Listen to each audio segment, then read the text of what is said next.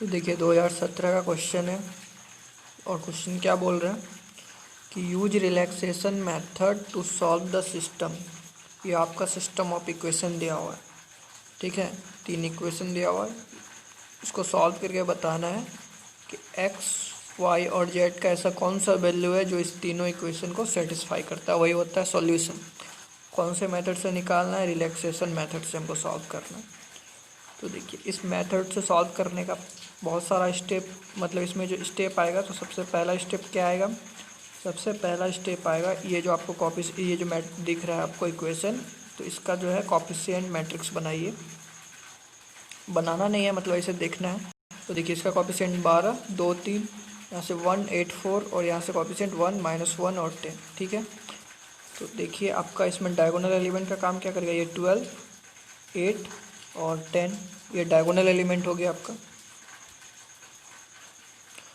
तो ये वाला देखिए डायगोनली डोमिनेंट है, यानी डायगोनली डोमिनेंट कहने का मतलब आप जब इसका कोएफिशिएंट का जब मैट्रिक्स बनाइएगा, कहने का मतलब देखिए इसका कोएफिशिएंट कितना है? 12। देखिए इसका कोएफिशिएंट आपका है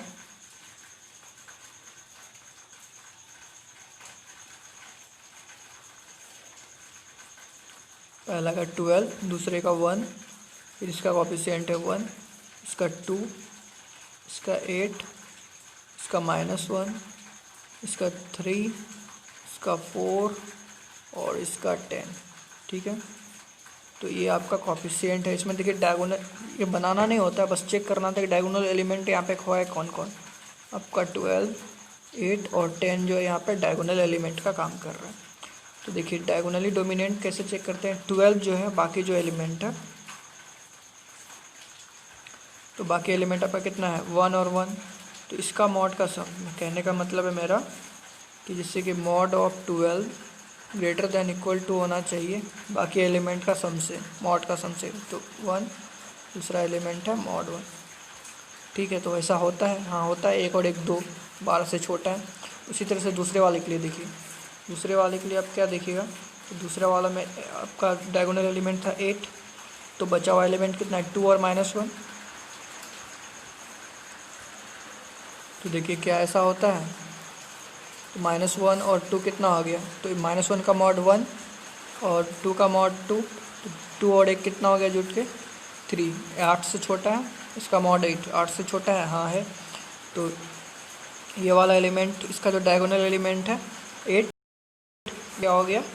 डायगोनली डोमिनेंट हो गया। अब देखिए इसका तीसरा एलिमेंट 10, आपका जो मैट्रिक्स बनेगा इसका कोएफिशिएंट का, तो देखिए ये डायगोनल का काम करेगा 10। तो बचा हुआ एलिमेंट कितना है? 3 और 4, उसका मॉड देखिए 3 और दूसरे का मॉड देखिए 4। तो मॉड 3 और मॉड 4 इसका सम कितना होगा आपका? 7। तो 10 से छोटा है इसका मॉड से, तो ये भी आपका हो गया डायगोनली डोमिनेंट। अगर ऐसा नहीं होता, जैसे कि मान लीजिए ये वाला इक्वेशन पहले दिया हो रहा था, ये वाला इक्वेशन यहाँ पे दिया हो रहा था, ये वाला इक्वेशन यहाँ पे दिया हो रहा था, ठीक है।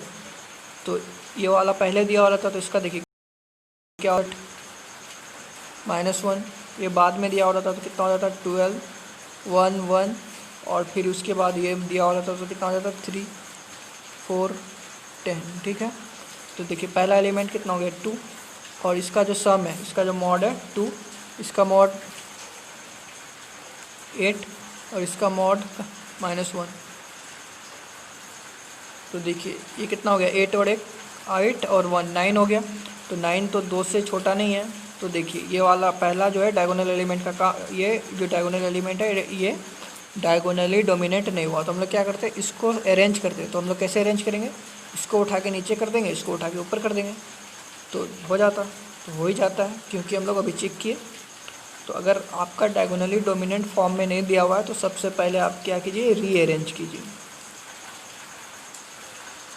आप रीअरेंज कर लीजिए, एक को ऊपर नीचे करके इस तरह से सेट करना है कि उसका डायगोनल एलिमेंट जो बनेगा, आपका जो डायगोनल एलिमेंट बनेगा यहाँ इस पोजीशन पे जो डायगोनल एलिमेंट बनेगा वो डायगोनली डोमिनेंट होना चाहिए।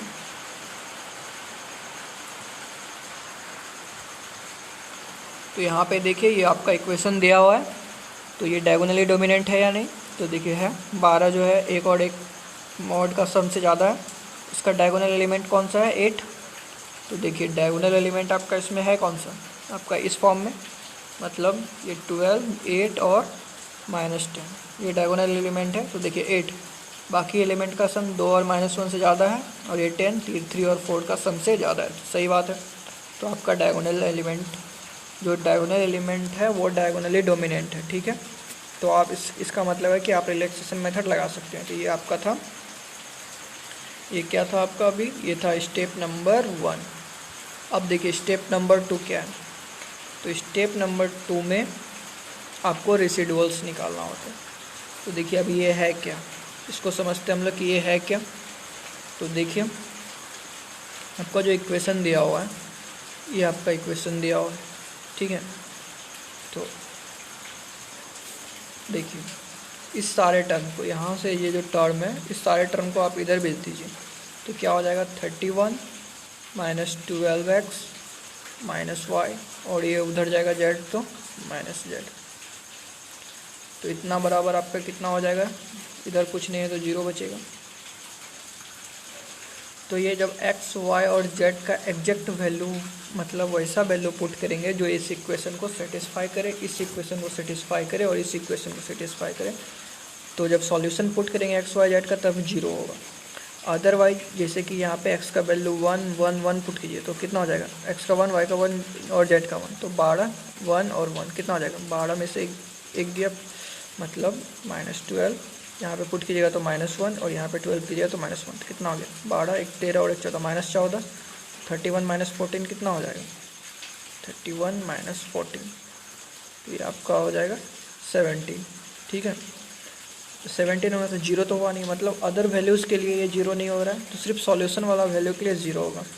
तो आप क्या कीजिए, 31 - 12x - y - z, सबको उधर भेजिएगा तो ये होगा, ये होना चाहिए 0 के बराबर। कब, जब x, y, z का ऐसा वैल्यू पुट करेंगे जो तीनों इक्वेशन को सेटिस्फाई करेगा, तब। ठीक है, तो अगर दूसरा वैल्यू पुट करेंगे तो यहाँ पे ये आपका जो है ये 0 होगा नहीं। ठीक है, ये 0 होगा नहीं, कुछ और होगा। तो कितना होगा, मान लेते हैं वो जो होगा आपका rx होगा। तो क्यों मानेंगे rx, तो देखिए इस वाले इक्वेशन में डायगोनल एलिमेंट है कौन सा, 12, तो उसका कोफिशिएंट है कितना, x। तो x यही डायगोनली डोमिनेंट का काम कर रहा था, तो 12 था डायगोनल एलिमेंट, इसका कोफिशिएंट x है, इसलिए इसको मानेंगे हम लोग कितना, rx।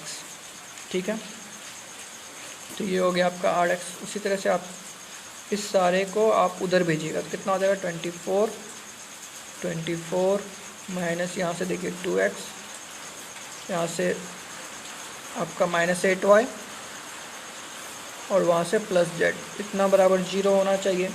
कब, जब x, y, z का आप एग्जैक्ट वैल्यू डालिएगा तब, अदरवाइज इसका वैल्यू 0 नहीं होगा तो कुछ और वैल्यू होगा। तो मान लेते हैं कितना, ry। अब बोलेगा ry क्यों, क्योंकि ये किस इक्वेशन से आ रहा है, इस इक्वेशन से आ रहा है, ये वाला इक्वेशन से आ रहा है, और इसमें डायगोनल एलिमेंट है कितना, 8, और इसका कोफिशिएंट है कितना, y, तो इसलिए ry। ठीक है, उसी तरीके से आप इस वाले इक्वेशन को देखिए, जब इस सारे टर्म को आप उधर भेज दीजिएगा तो क्या हो जाएगा, 58 - 3x - 4y - 10z, इतना बराबर 0।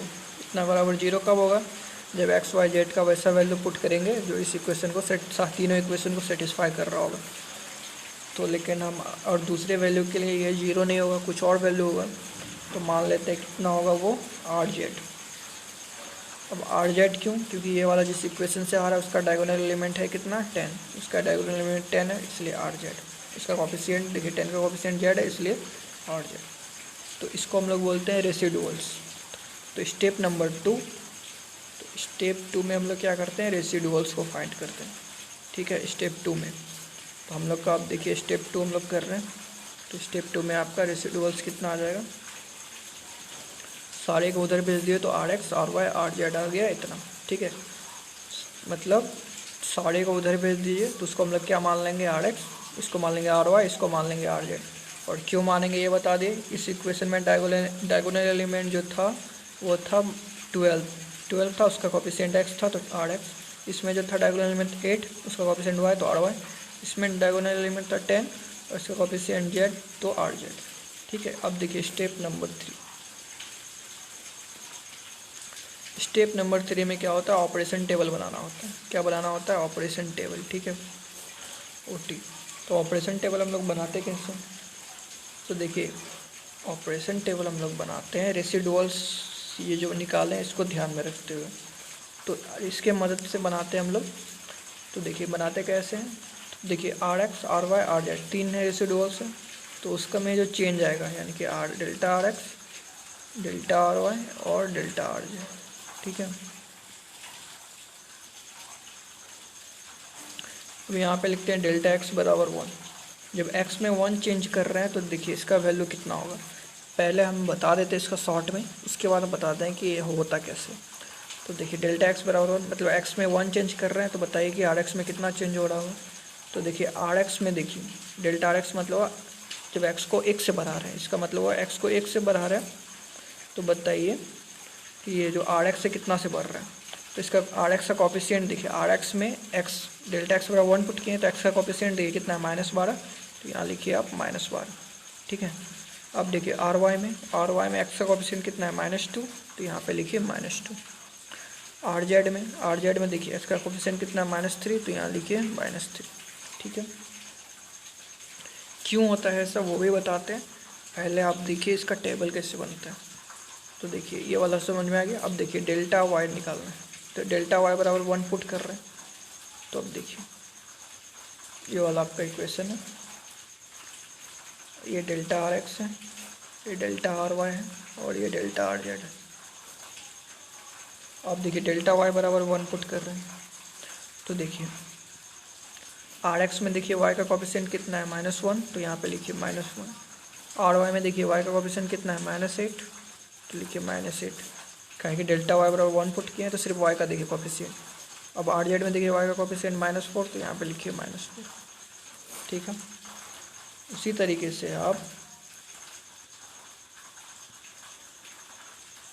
अब देखिए, अब यहाँ पे डेल्टा जेड बराबर जब 1 पुट करेंगे तो आर एक्स में देखिए जेड का कॉफिशिएंट कितना -1, तो यहाँ पे लिखिए -1। आर वाई में देखिए जेड का कॉफिशिएंट 1, तो यहाँ पे लिखिए 1। आर जेड में देखिए इसका कॉफिशिएंट कितना -10, तो यहाँ पे लिखिए -10। तो ये हो गया आपका ऑपरेशन टेबल तैयार। तो ये आ गया आपका ऑपरेशन टेबल। ठीक है, अब देखिए ऐसा होता क्यों है, जैसे कि मान लीजिए आपका,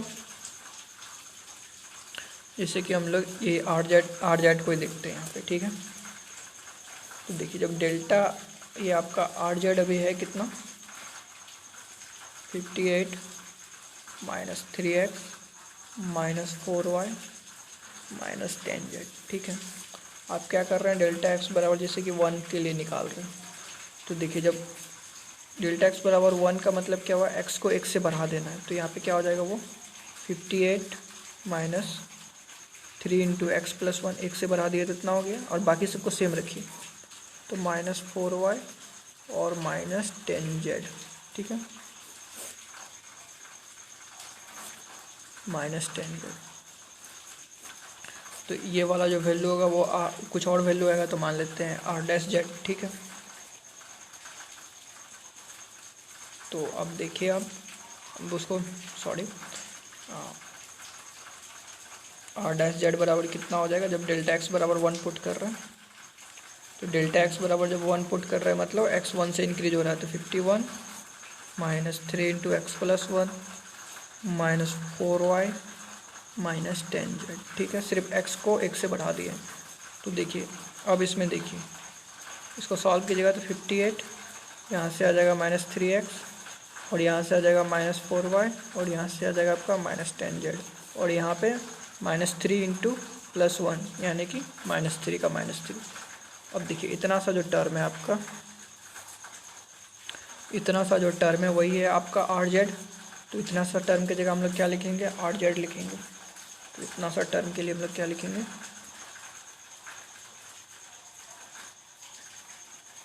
इतना सा टर्म हो गया आपका आर जेड। तो आपका आंसर कितना आ गया, r(z) -3 आ गया जब डेल्टा एक्स को 1 से बढ़ाया, मतलब x को 1 से बढ़ाया तो r(z) -3 आया नया वाला वैल्यू। अब इसको देखिए और इसको हम लोग क्या लिख सकते हैं, अब देखिए r' z बराबर आ गया आपका r(z) -3। ठीक है, अब इसको अरेंज कीजिए। तो R dash Z minus R Z बराबर आ गया -3। अब देखिए इसको हम लोग क्या बोलेंगे कि change in are Z. Change in are Z मतलब आर जेड कितना से बढ़ा, कितना से बढ़ा, -3 से बढ़ा। कब? जब एक्स में कितना से बढ़ाए थे, एक्स को 1 से बढ़ाए थे। तो वही है, देखिए जब एक्स को 1 से बढ़ाया है तो आर जेड कितना से बढ़ा है, -3। तो हम लोग ये तो हुआ प्रोसेस से, तो हम लोग डायरेक्ट लिखेंगे यहाँ पे ऑपरेशन टेबल। तो ऑपरेशन टेबल डायरेक्ट कैसे लिखेंगे, तो देखिए डेल्टा एक्स बराबर 1 जिसका आंसर लिखना है, जैसे कि आर जेड का आंसर लिखना है। तो देखिए एक्स बराबर 1, तो एक्स का कॉफिशिएंट देखिए आर जेड में एक्स का कॉफिशिएंट कितना है, -3। इसका कॉफिशिएंट कितना है, इसका कॉफिशिएंट है -3। तो डेल्टा आर जेड का वैल्यू कितना हो जाएगा आपका, -3। डेल्टा एक्स बराबर जब 1 रहेगा तो इसलिए यहाँ पे जब डेल्टा एक्स बराबर 1 है तो आर जेड का वैल्यू कितना लगे, -3। तो ये था स्टेप नंबर 2 जिसमें ऑपरेशन टेबल तैयार करना था। अब देखिए स्टेप नंबर 3, सॉरी ये तो स्टेप नंबर 3 था। अब स्टेप नंबर 4 देखिए। अब स्टेप नंबर 4 में हम लोग का क्या होता है, रिलैक्सेशन टेबल बनाना होता है। तो देखिए रिलैक्सेशन टेबल बनाते कैसे हम लोग।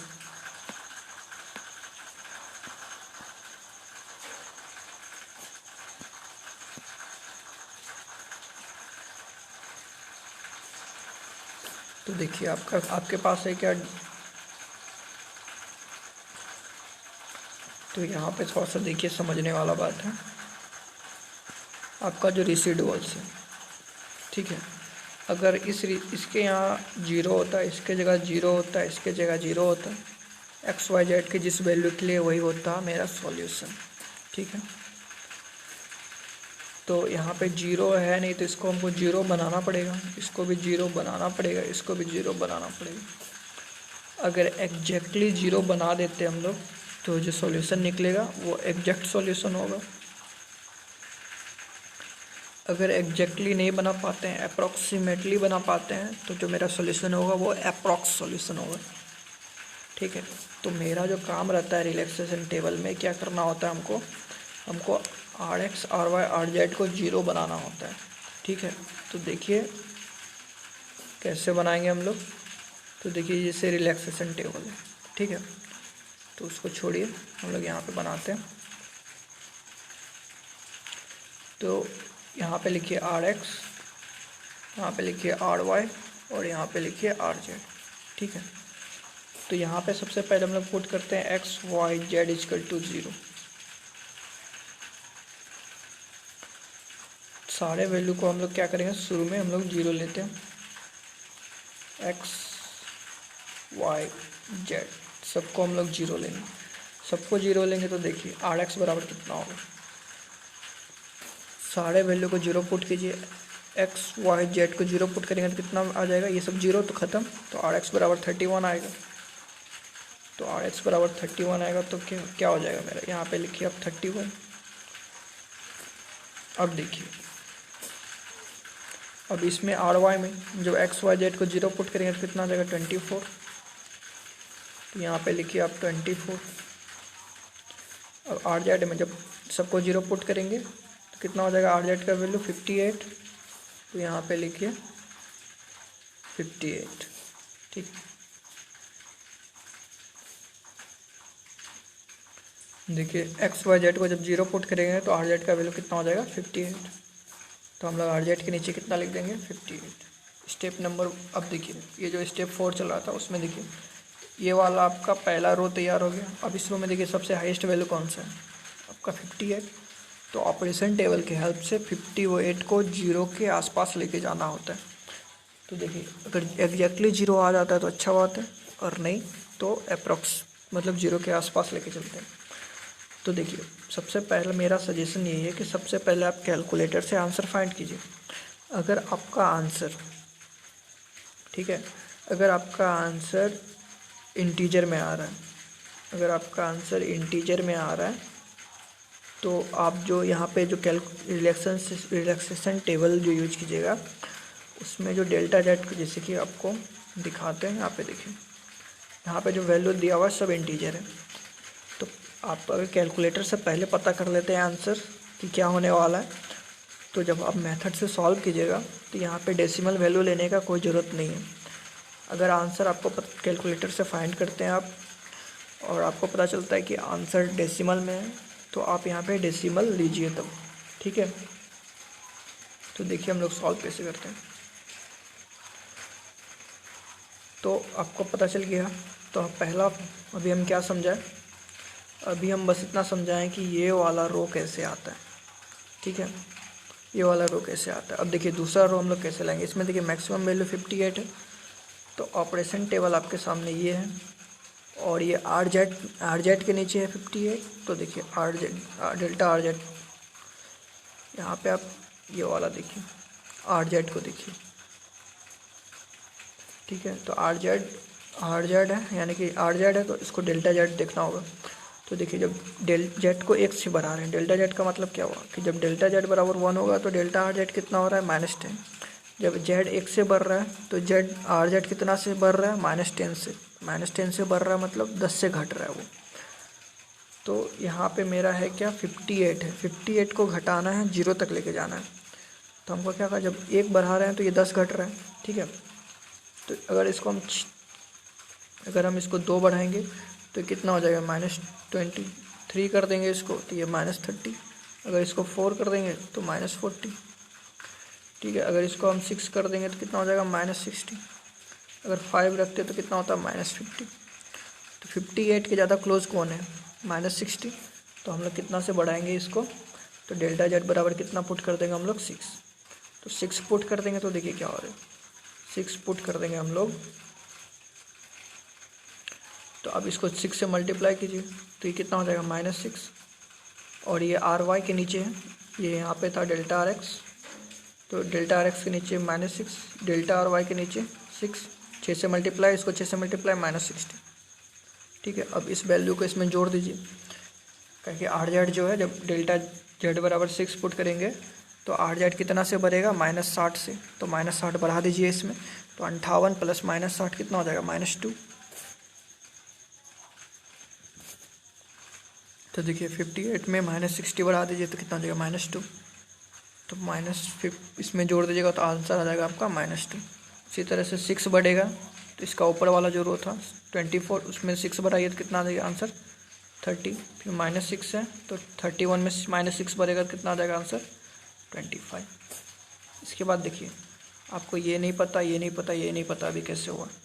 आप ये वाला 2 रो समझ में आया आपको। अब इसमें देखिए सबसे मैक्सिमम कितना है 30। आप 30 को सेलेक्ट कीजिए, 30 को सेलेक्ट कीजिए। अब मेरा काम क्या है 30 को 0 बनाना है, 0 बन जाता तो अच्छा बात है, नहीं तो 0 के आसपास रखना है, ठीक है। तो देखिए 30 है, ये किसके नीचे है, वो आर वाई के नीचे है, ठीक है। तो आर वाई में आइए आप। अब आप क्या कीजिएगा, अब आप कीजिएगा कि ये डेल्टा आर वाई को और डेल्टा वाई को कंसिडर कीजिए। तो देखिए डेल्टा आर वाई में कितना आ रहा है -8, -8 का चेंज आ रहा है कब, जब वाई में को 1 का चेंज आ रहा है, तब इसमें -8 का चेंज आ रहा है। जब डेल्टा वाई में 1 का चेंज आ रहा है तब आर वाई में कितना का चेंज आ रहा है -8 का, मतलब वाई को 1 से बढ़ाएंगे तो आर वाई कितना से बढ़ेगा -8 से। अब देखिए आप है 30, तो 30 के आसपास का नंबर। तो देखिए जैसे कि आप इसको डेल्टा वाई को आप 2 से बढ़ाइएगा तो ये कितना हो जाएगा -16 हो जाएगा। इसको 3 कीजिएगा तो ये कितना हो जाएगा 8 या 24 माइनस, और इसको 4 कीजिएगा तो 8 चौके 32 -32। तो 30 के क्लोज को उतना है -32। तो देखिए आप क्या कीजिएगा, इसको घटाना है तो मतलब क्या नेगेटिव नंबर से बढ़ाना होगा। तो देखिए नेगेटिव नंबर से ही बढ़ रहा है, यहाँ पे -8 है, जब 1 से बढ़ा रहे हैं तो हम लोग क्या करेंगे, यहाँ पे हम लोग बढ़ाएंगे इसको 4 से बढ़ाएंगे तो ये कितना से बढ़ेगा -1 कितना से बढ़ेगा -4 से, ये -8 कितना से बढ़ेगा -32 से, और ये -4 × 4 कितना हो जाएगा -60 से। तो देखिए आप अभी आप 2 रो तक सॉल्व किए, आपको तीसरा रो चाहिए, अभी आपको चाहिए तीसरा रो, ठीक है। तो देखिए -24 कितना बढ़ा रहा है डेल्टा आर वाई को 4 से। तो देखिए इसमें आ गया आपका रिजल्ट इतना, तो सबको जोड़ दीजिए, 25 में से 4 जोड़िएगा कितना हो जाएगा -4, 21, 30 में -32 तो -2, -2 में -16 तो -18। तो आपका तीसरा रो तैयार हो गया। और आपको पता है अभी ये पता नहीं है, आपको ये नहीं पता, ये नहीं पता, ये नहीं पता, ठीक है। आप यहाँ 3 रो तक आपको समझ में आया। अब देखिए इसमें सबसे मैक्सिमम कितना है 21, तो आर एक्स के नीचे है। तो आइए टेबल में, अब तो ये टेबल है आपका। तो देखिए आर एक्स को देखिए और एक्स को देखिए, तो -12 का चेंज आ रहा है जब एक्स 1 से बढ़ रहा है, ठीक है। और यहाँ पे है कितना 21 को क्या 0 के आसपास ले जाना होगा, मतलब घटाना पड़ेगा, मतलब नेगेटिव नंबर से बढ़ाना पड़ेगा। तो देखिए नेगेटिव नंबर से ही तो बढ़ रहा है, यहाँ पे 1 से बढ़ा रहे हैं तो -12 से बढ़ रहा है, तो अच्छी बात है। तो देखिए क्या है कि जब इसको हम लोग 1 से बढ़ा रहे हैं तो इतना से बढ़ रहा है, अगर इसको हम लोग 2 से बढ़ाएंगे तो कितना से बढ़ेगा -24 से, और ये कितना हो जाएगा -2 गुना 2 -4 से बढ़ेगा, और ये -6 से बढ़ेगा। 2 से मल्टीप्लाई कर दीजिए सबको 2 से मल्टीप्लाई कर दीजिए, ठीक है। तो जब इसको 2 से बढ़ा रहे हैं तो ये -24 -4 -6, तो आप क्या लिखिए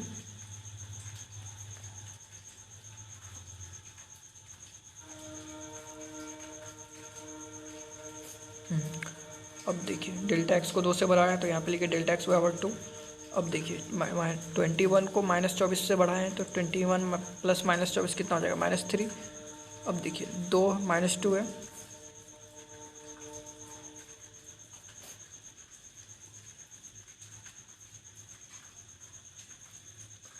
उसके बाद देखिए अब डेल्टा एक्स को कितना से बढ़ाएं 2 से, तो देखिए 21 कितना से बढ़ रहेगा -24 से, तो कितना हो जाएगा 21 प्लस -24 -3, ठीक है। -2 और -4 -6 सही है, और -18 -6 -24, तो आपका यहाँ तक आ गया।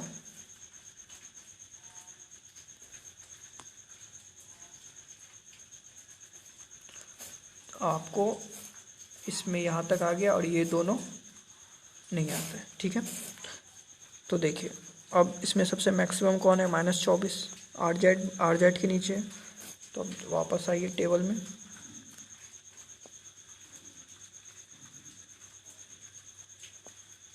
ये आर जेड है, तो इसके नीचे देखिए